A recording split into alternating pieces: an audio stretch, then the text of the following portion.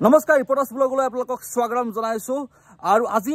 বিহুৰ আনন্দ উল্লাসৰ মাজতে এটা ভয়ানক ঘটনা সংঘটিত হৈছে এক উত্তপ্ত পৰিস্থিতিৰ সৃষ্টি হৈছে মৰিয়নিৰ জংঘল ব্লক অঞ্চলত আৰু আসলে ক'ব লাগিব যে স্থানীয় ৰাইজে আজি দুজনকৈ ড্ৰাগছাসক্ত যুৱকক আজি কৰায়ত্ব কৰিবলৈ সক্ষম হয় যি দুজন যুৱকে আসলতে জংঘল ব্লক উচ্চ মাধ্যমিক বিদ্যালয়ৰ ৰাধনী গৃহত সোমাই তেওঁলোকে লুকাই চুৰ কৰি তেওঁলোকে ড্ৰাগছ সেৱন কৰি আছিল স্থানীয় ৰাইজে বহুত দিনৰ পৰা এই দৃশ্য দেখি আছিল আৰু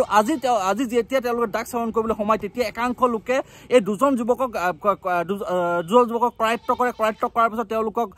হুদা পোছা কৰাত এটা কথা ওলাই পৰে যে জংঘল ব্লকত দীৰ্ঘদিনৰ পৰা ড্ৰাগছ সৰবৰাহ কৰি অহা শংকৰ শইকীয়া নামৰ যিজন দুৰ্ধৰ্ষ ড্ৰাগছ মাফিয়া সেই মাফিয়াজনৰ পৰা তেওঁলোকে ড্ৰাগছ ক্ৰয় কৰাৰ কথা স্বীকাৰ কৰে আৰু ইয়াৰ পাছতে আচলতে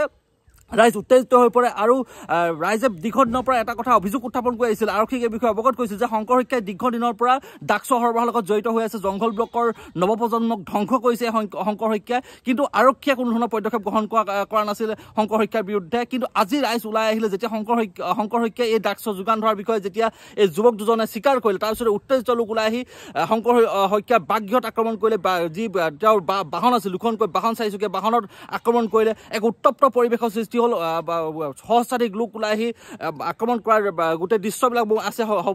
আপোনালোকৰ সকলো দৃশ্য আমি দেখুৱাম এটাকৈ দৃশ্য দেখুৱাম আৰু তাৰ লগতে স্থানীয় লোকৰ বাইট আছে যিখিনি ভাষ্য আছে আমি সেইখিনি আপোনালোকক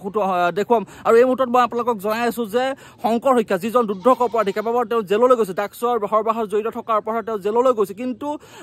যি ধৰণৰ কঠোৰ পদক্ষেপ গ্ৰহণ কৰিব লাগে যি ধৰণৰ কঠোৰ ধাৰা লগাই তেওঁক আচলতে শাস্তি বিহিব লাগে তেনেধৰণৰ কোনো পদক্ষেপ গ্ৰহণ নকৰি আৰক্ষীয়ে আচলতে চকুমুণ্ডা কুলি ভাও ধৰাৰ অভিযোগ উত্থাপন হৈছে এই শংকৰ শইকীয়াৰ বিৰুদ্ধে আৰু শংকৰ শইকীয়াই পৃষ্ঠপোষকতাতে জংঘল ব্লকৰ অসম নগালে সীমান্তৱৰ্তী জংঘল ব্লকৰ অঞ্চলত আচলতে দীৰ্ঘদিনৰ পৰা ড্ৰাগছ সৰবৰাহ কৰি আহিছে নৱপ্ৰজন্মক পংগু কৰি পেলাইছে এক প্ৰকাৰৰ আৰু এই শংকৰ শইকীয়াই আচলতে ড্ৰাগছৰ যোগান ধৰিছে যুৱক দুজনে জংঘল ব্লকৰ ৰাধনী গৃহত সোমাই তেওঁলোকে মনে মনে লুকাই চুৰ কৰি ড্ৰাগছ সেৱন কৰি আহিছিল ড্ৰাগছাসক্ত দুজন যুৱক আৰু স্থানীয় ৰাইজে উত্তম মাধ্যম সোধাই এই যুৱক দুজনক লফাথপা দিয়ে তাৰ লগতে আৰক্ষীক সমজাই দিয়ে আৰু গোটেই পৰিৱেশটো মই দেখুৱাম আচলতে এইটো এটা যিহেতু গ্ৰামাঞ্চল কিদৰে ড্ৰাগছে শিপাইছে নগৰ অঞ্চলৰ লগতে যিবিলাক নগৰৰ সমীপৱৰ্তী পাৰ্শ্বৱৰ্তী এলেকাবিলাকতো এতিয়া ড্ৰাগছ কেনেকৈ ভয়াৱহ ৰূপ ধাৰণ কৰিছে নৱপ্ৰজন্মক কেনেদৰে পংগু কৰি পেলাইছে এই গোটেই বিষয়টো অতিকৈ চিন্তনীয় হৈ পৰিছে কিন্তু ইয়াৰ বিষয়ে কিন্তু আৰক্ষী প্ৰশাসন বা যেনেধৰণে ৰাইজ সচেতন হ'ব লাগে এই ক্ষেত্ৰত কিন্তু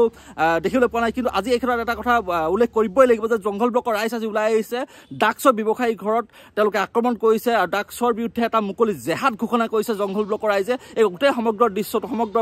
ভিডিঅ'খিনি মই আপোনালোকক দেখুৱাম ভাষ্য আছে স্থানীয় লোকৰ ভাষ্য আছে গোটেইখিনি আপোনালোকক মই শুনাম আপোনালোকে ভিডিঅ'টো চাওক আপোনালোকে ভিডিঅ'টো চাই পিনি আপোনালোকে কমেণ্ট কৰিব যে ড্ৰাগছৰ কেনেধৰণৰ প্ৰচলন হৈছে আৰু ইয়াৰ বিষয়ে কেনেধৰণৰ কঠোৰ ব্যৱস্থা গ্ৰহণ কৰিব লাগে আপোনালোকে মন্তব্য দিব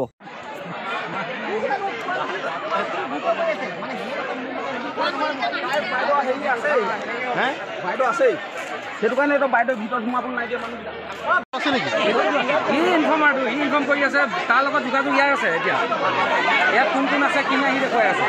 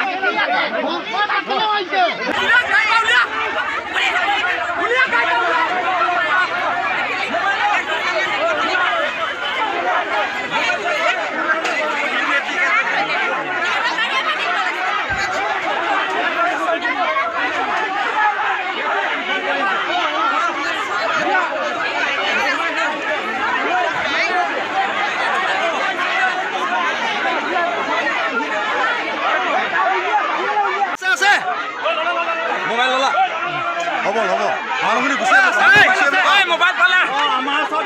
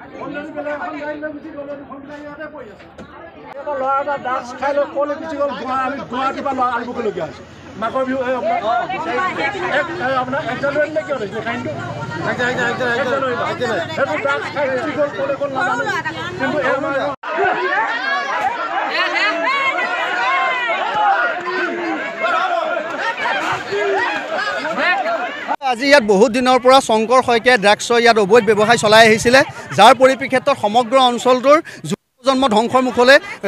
গতি কৰিছিলে। আজি তাৰ পৰিপ্ৰেক্ষিততে আজি দুজন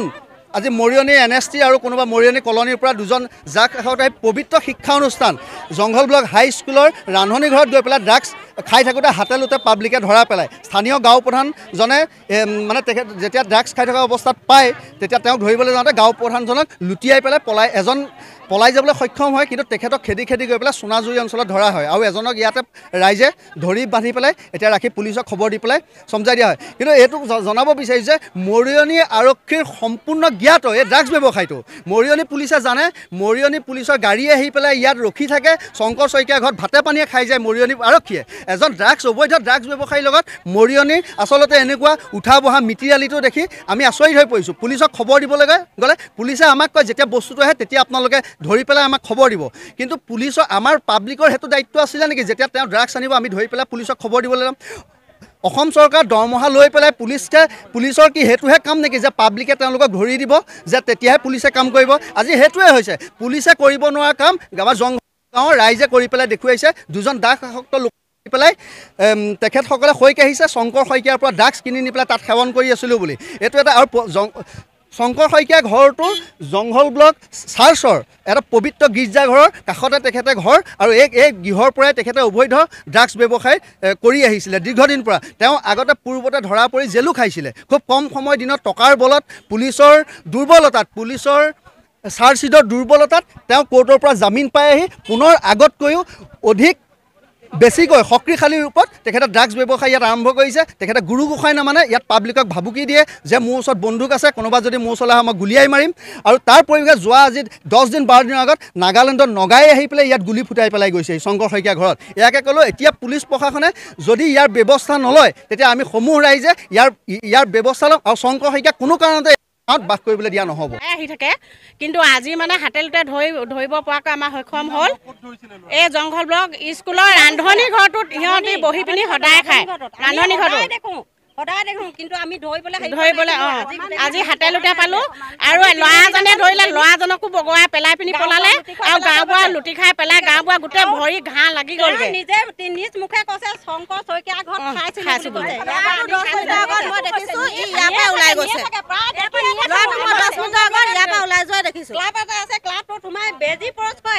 আৰু ড্ৰাগছ খাই সদায় দেখি থাকোঁ কিন্তু দেখিও নেদেখা কথা আমি থাকিবলগীয়া হৈছিলে। কিন্তু হাতেলতে আমি ধৰা পোৱা নাছিলোঁ।